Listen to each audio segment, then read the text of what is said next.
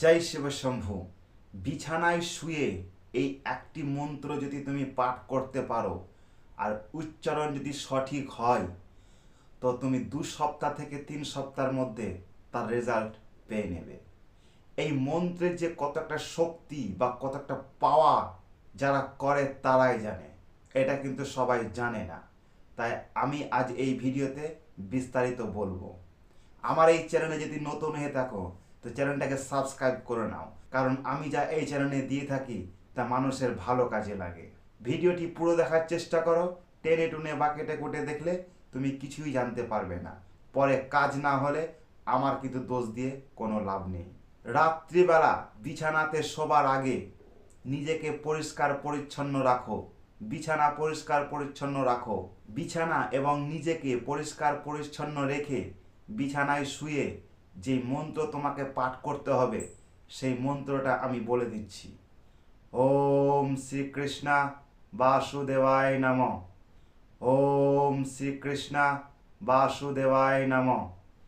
ওম শ্রীকৃষ্ণ বাসুদেবায় নমঃ। আমি যেই মন্ত্রটা বললাম, এই মন্ত্রটা যদি সঠিকভাবে উচ্চারণ করতে পারো তবেই কিন্তু তুমি রেজাল্ট পাবে। অনেকে আছে ভুল মন্ত্র উচ্চারণ করে, তার জন্য কিন্তু কোনো রেজাল্ট পায় না বা ফল পায় না।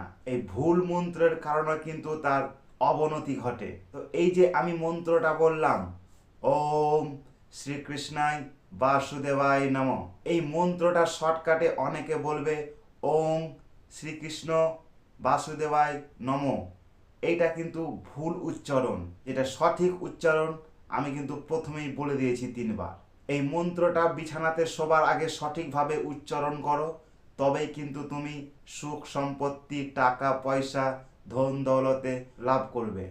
অনেকেই আছে ভাববে এইসব মন্ত্র করে বা জ্যোতিষশাস্ত্র মেনে কোনো লাভ নেই, কিন্তু সনাতন ধর্ম একটা এমনই ধর্ম, ভগবানের প্রতি বিশ্বাস, মন্ত্র, সাধনা, পূজা অর্চনা এগুলো যারা করে থাকে তারা কিন্তু সুখ সম্পত্তিতে ভরে থাকে। তো তুমি যদি চাও যে আমিও ভালো থাকবো, আমার যেন কোনোদিন কোনো কিছুর অভাব না হয়, তবে কিন্তু তুমি এই কাজটা করতে পারো।